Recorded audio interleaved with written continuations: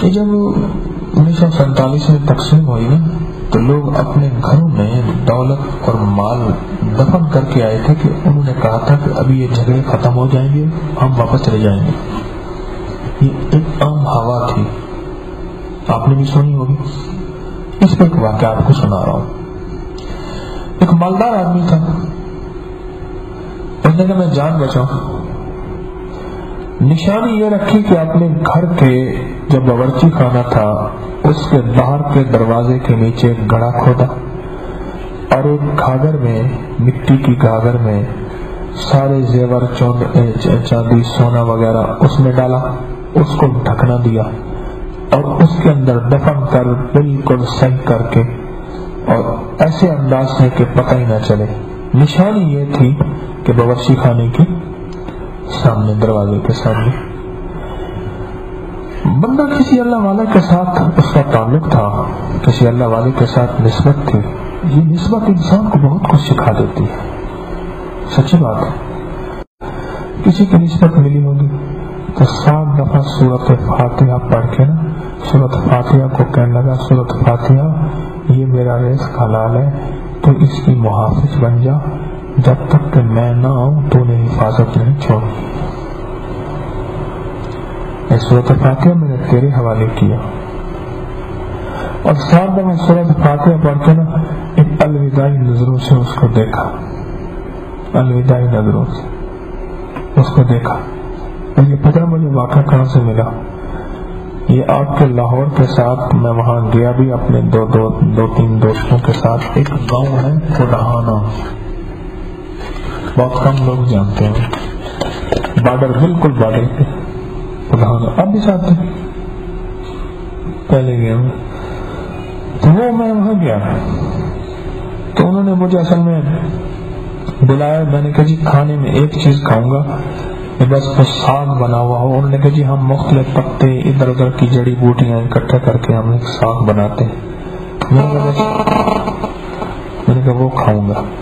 وہاں کے لوگوں کا آنا جانا میرے ساتھ اب بھی رہتا ہے. انہوں نے یہ بات بتائی. اچھا آگے سنیں.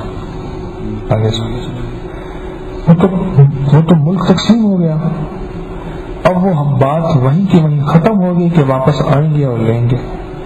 پر یہ بندہ ہر وقت کہتا تھا میرے مال کہیں نہیں جاتا، میں نے سورۃ فاتحہ کے حوالے کیا ہوا ہے. ہائے ہائے، ایک ہے عمل، ایک ہے اس پہ بھروسہ، ایک ہے عمل، ایک ہے اس پہ یقین، ایک ہے عمل، ایک ہے اس پہ توکل. من یتوکل علی اللہ. ہاں بھروسہ کر کے دیکھتا سے بس اس کو یقین تھا. کہنے لگا وہاں کسی ہندو نے میرا مقام لے لیا ہوگا، پر میرے سورۃ فاتحہ کے میں حوالے کر کے آیا تھا. میں 7 دفعہ سورۃ فاتحہ پڑھ کے اس کے حوالے کر کے آیا تھا. میرا مال کہیں نہیں جاتا. اور بار بار عرش پہ ایسے دیکھ کے کہنے لگا سورۃ فاتحہ تیری ہے، پھر سورۃ فاتحہ کی برکت سے میرا مال مجھے دلوا، مجھے پتہ نہیں میں کیسے چلا جاؤں گا. کہتا رہا.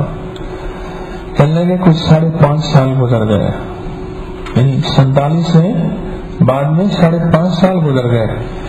5.5 سال کے بعد کوئی حکومت کی ایسی ترتیب بنی. وہاں گیا، وہاں کی پولیس ساتھ ہوئی، وہاں کھودا اور کھود کے وہ گھاگھر نکالی تو گھر والے حیران. یہ چیز ہمارے ہاں رہی، کچن ہم بھی استعمال کرتے تھے، کمرہ ہمارا بھی تھا، اور لیا اور سارا کی ساری گھاگھر لے کے گھر آیا اور گھر آ کے ساری پلٹی، نہ رکھتی اوپر نہ رکھتی نیچے. اور پھر کہتا تھا لوگوں دیکھو میں نے سورۃ فاتحہ کے حوالے کیا. سورۃ فاتحہ امین ہے. کیوں؟ اس کا سورۃ فاتحہ کا قرآن اور رب، اس کو پڑھنے والا اور قرآن کے بھیجنے والا خود امین ہے، اور جس پہ قرآن اترا وہ بھی امین ہے، اور جہاں قرآن اترا بلد وہ بھی امین ہے. مکہ کا نام کیا ہے؟ بلد الامین. لقد خلقنا الانسان فی احسن تقویم. وہ بھی